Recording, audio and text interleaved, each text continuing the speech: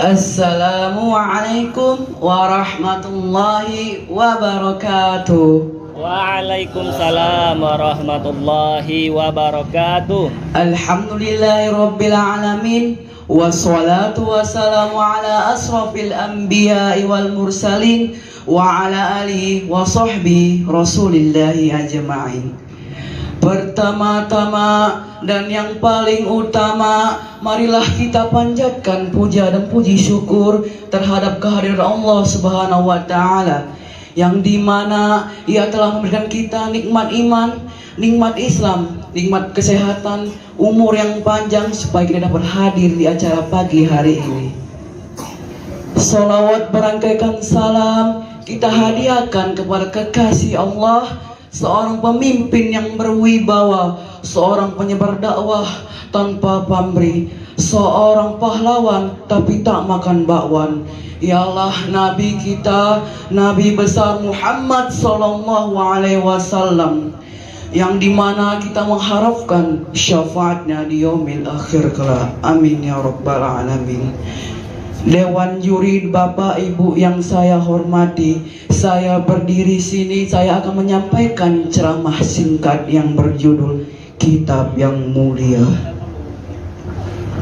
Allah Subhanahu wa taala serta Rasulnya memperkenalkan kita kitab yang suci, kitab yang mulia, kitab yang menuntun pedoman perilaku dan sikap umat manusia, kitab yang bernama Kitab Al-Quran. Al-Quran, kitab seluruh umat muslim di dunia. Pertama kali diturunkan di Gua Hira pada tanggal 17 Ramadan melalui malaikat Jibril alaihissalam kepada Rasulullah sallallahu alaihi wasallam.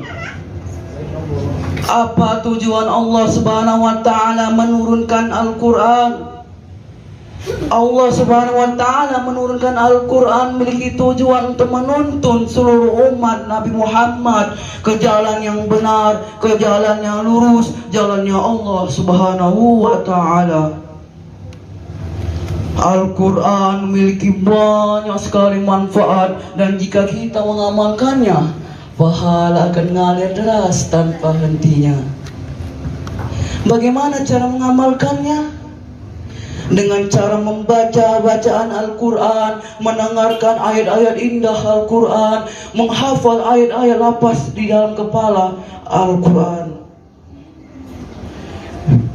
Seluruh nikmat yang diberikan oleh Allah Subhanahu wa taala bisa dipergunakan untuk mengamalkan Al-Quran, dimulai dari kepala untuk mengisi hafalan-hafalan ayat-ayat Al-Quran, mata dipergunakan untuk melihat bacaan-bacaan Al-Quran, tangan dipergunakan untuk memegang Al-Quran, mulut dipergunakan untuk membaca dan menghafal Al-Quran, telinga dipergunakan untuk mendengar bacaan Al-Quran. Tidak ada alasan kita untuk tidak mengamalkan Al-Quran. Al-Quran adalah jalan termudah menuju surganya Allah Subhanahu wa taala. Tak perlu banyak biaya, tak perlu banyak tenaga, tak perlu banyak waktu, hanya perlu kemauan kita sendiri.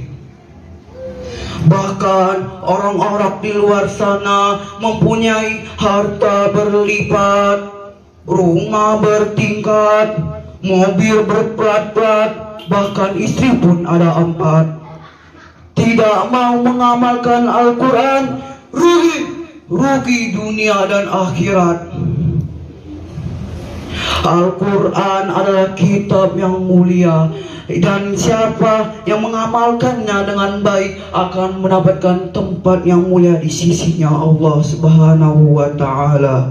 Al-Quran, semua hukum Islam syariat ada di Al-Quran, semua bacaan salat ada di Al-Quran, semua doa sehari-hari ada di Al-Quran.